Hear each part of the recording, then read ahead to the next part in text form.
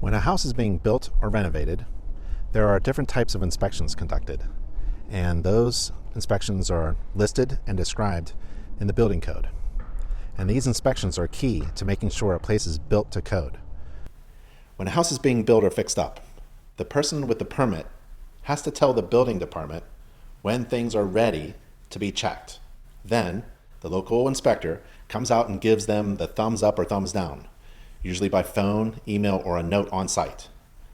Beyond those mandated code inspections, building officials retain the authority to require additional inspections to ensure code compliance. And they're conducted by local building officials. But in this video, I'm going to tell you how important home inspectors are. The International Residential Code, that's the IRC, has the following types of inspections listed within the code. And it starts with the foundation inspection, and that's section R109.11.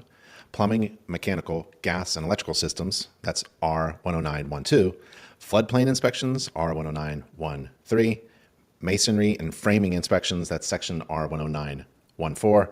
There's other inspections that can be ordered or scheduled by the local authority having jurisdiction. Fire resistance rated construction inspection, that's R109.151. And then we threw in the pre-drywall inspection. This is not listed in the code, but are conducted here in this sequence of inspections. There's the final inspection before anybody occupies the home, and that's section R109.16. And then we've listed home inspections, the most important inspection. It's not listed in the code, but it's here at the very end in this code inspection sequence. Home inspectors are not code inspectors. While home inspectors don't typically perform these official code inspections, a thorough understanding of them is crucial. That knowledge of building code and building standards, mixed with our general home inspection skills, means we can give our clients a really solid picture of what's going on. We can provide comprehensive and invaluable inspection services to our clients.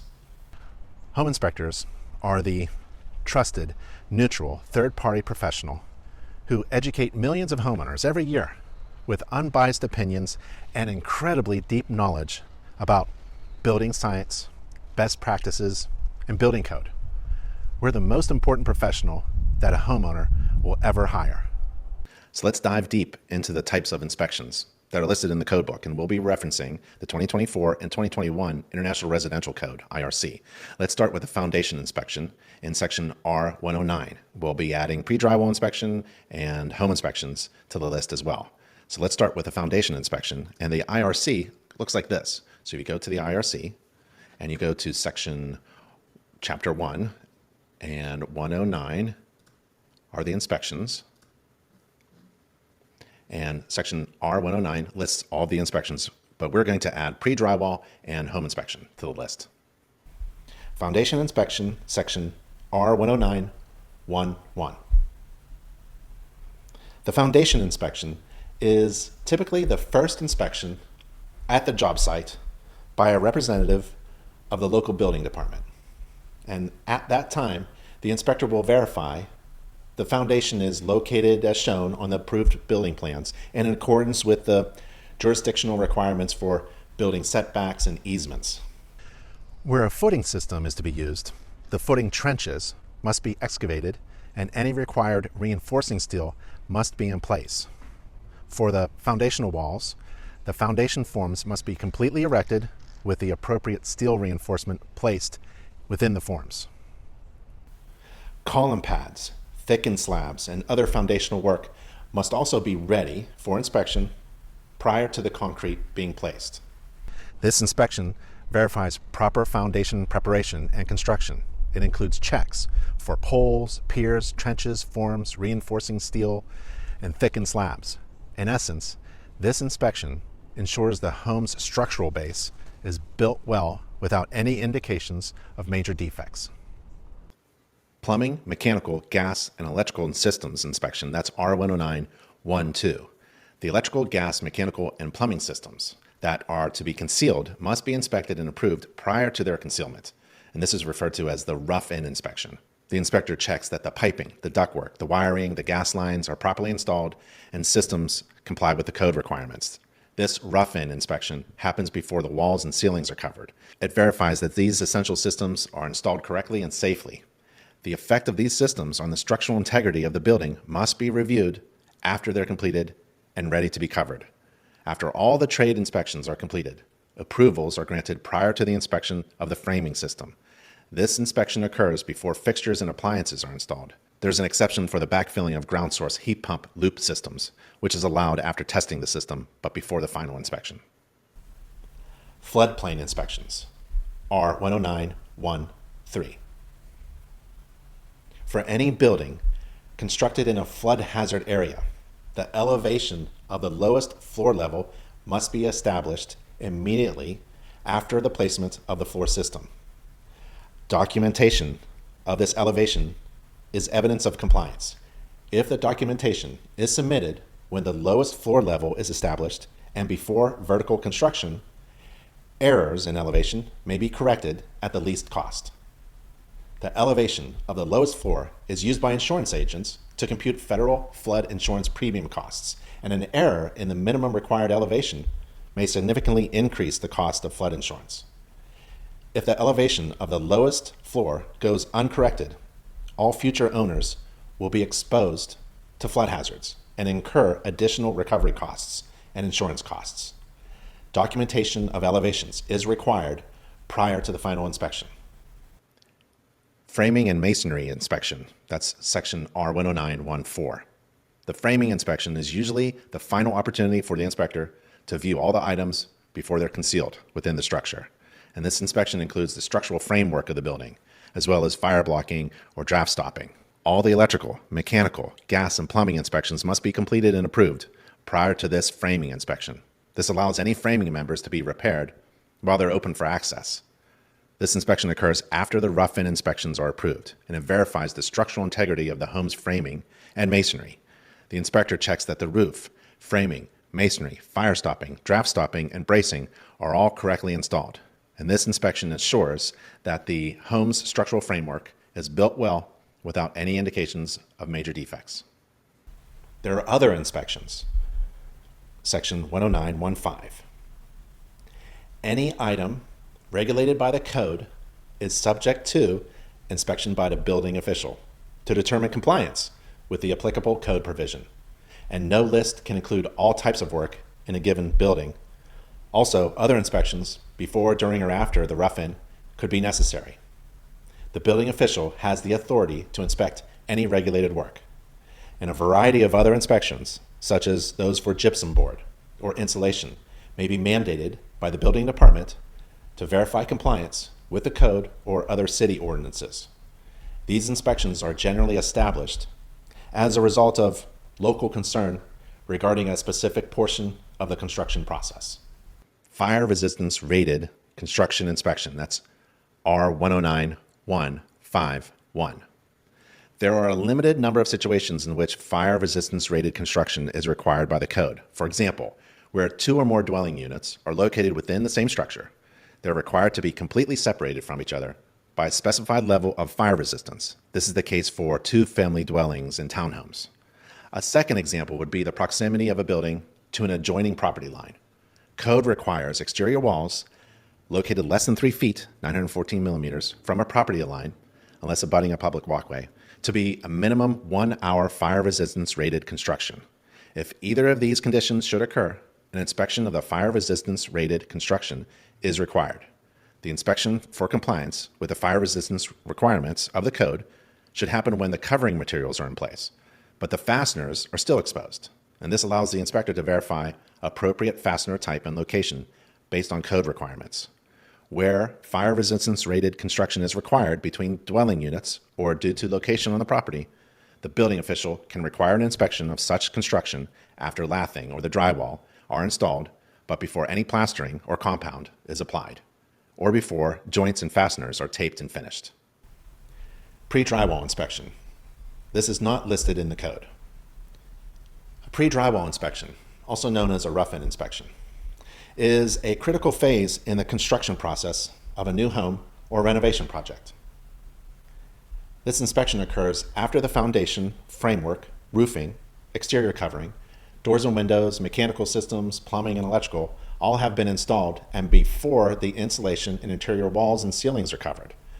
The primary purpose of a pre-drywall inspection is to verify that the structural, mechanical, plumbing, and electrical systems have been installed correctly and comply with building codes, plans, and specifications. In essence, a pre-drywall inspection helps ensure the home systems are installed properly without any indications of major defects before the drywall is installed.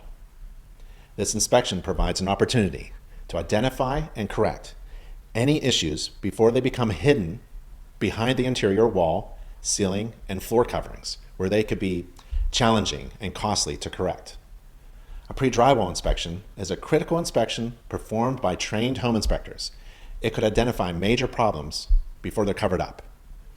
There's an online pre-drywall inspection course offered by a tuition-free, nationally accredited college for home inspectors at InterNACHI.edu. The course is online, self-paced, and includes an open book exam. Visit nachi.org, nachi.org. Final inspection, and this is in the code R10916. The final code inspection occurs after all work addressed by the code is complete, but prior to anyone occupying the building. The issues addressed in the final inspection cover all aspects of construction, including fire safety, life safety, and structural safety, as well as electrical, plumbing, gas, and mechanical items. All violations of the approved construction documents and permit are to be noted, and the holder of the permit is to be notified of the discrepancies. The final inspection must be approved before a certificate of occupancy can be issued. The final inspection shall be made by the building code official after the permitted work is complete and prior to occupancy. Home inspections. A home inspection is a comprehensive evaluation of a home's condition conducted by a certified home inspector, and the home can be brand new with no one living in it yet, or it can be an existing home that's decades old. Home inspectors inspect apartments, condominiums, townhouses, multi-units, rentals, pre-listings, and pre-closings. A home inspection covers a wide range of systems, including roofing, exterior, HVAC, plumbing, hot water, structural, electrical, attic, insulation, ventilation, bathrooms, laundry, garage, kitchen, and more. A home inspection provides a detailed report describing the home's condition as observed on the day of the inspection, identifying potential issues, and offering recommendations to further evaluate, monitor, and correct. Unlike code inspections, home inspections focus on the overall condition and functionality of the home, not strict code compliance.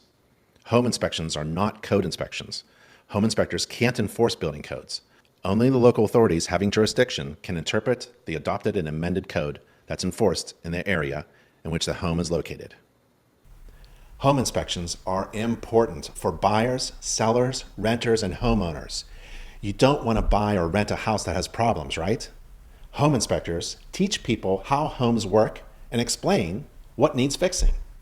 If you're buying, ensure that your biggest investment is safe, functioning, and healthy by getting it inspected. If you own a house, save money by challenging contractors' unnecessary repairs by first calling your unbiased home inspector. If you're renting, your professional inspector can document problems for the landlord to fix before you move in. Home inspections are performed at any time, not just during construction. They are visual and non-invasive. Home inspectors are generalists, not specialists or experts. There's a critical role for the home inspector. Home inspectors stand as the trusted, neutral, third party in the real estate process. They possess a deep and broad knowledge of building standards, enabling them to understand the whole house as a system of interdependent parts, where one part affects many others. Their knowledge and experience allows them to identify defects and problems that arise from a home's natural aging, wear, and tear. Home inspectors provide unbiased opinions and educate homeowners, ensuring people are fully informed about the actual condition of their property.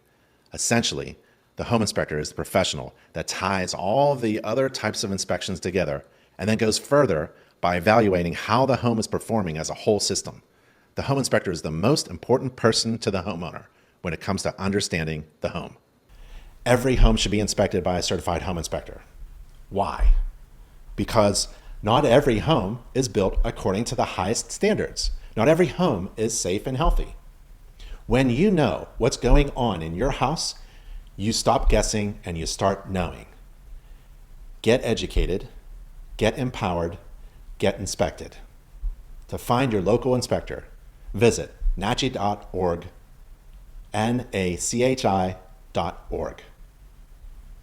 We've covered a lot about the different types of inspections, from the ones building code officials do to the ones we perform as home inspectors. And here's the main thing. These inspections make us better at what we do. First off, knowing the code inspections, the foundation, the rough ends, the framing, and all that, gives us a solid background on how homes are supposed to be built. It helps us see potential problems before they become really big issues. The pre-drywall inspection, that's where we can really shine. It's our chance to see everything before it gets covered up. We can catch things that others might miss, and that's a huge value for our clients. And if you want to get trained and certified in pre-drywall inspections, InterNACHI's got a free online course. Visit NACHI.org. The general home inspection, which is what we're all about. It's a comprehensive look at the house, covering everything from the foundation to the roof. It's about giving our clients a clear picture of their home's condition. And let's be clear, the home inspector plays a unique, vital role in all of this. Home inspectors are the ones who have to understand how all of these different systems work together. They're the ones who find the defects and the problems, helping people make informed decisions about their homes. They are the trusted, neutral professionals who provide unbiased opinions and educate homeowners with their deep knowledge of building standards, the conditions of existing buildings, and property maintenance. Basically, home inspectors give homeowners peace of mind. We're the ones who help them make informed decisions, whether they're buying, selling, renting, or just keeping their homes in good shape. So keep learning, keep inspecting, and keep providing that valuable service. You are the most important professional that your client will ever hire.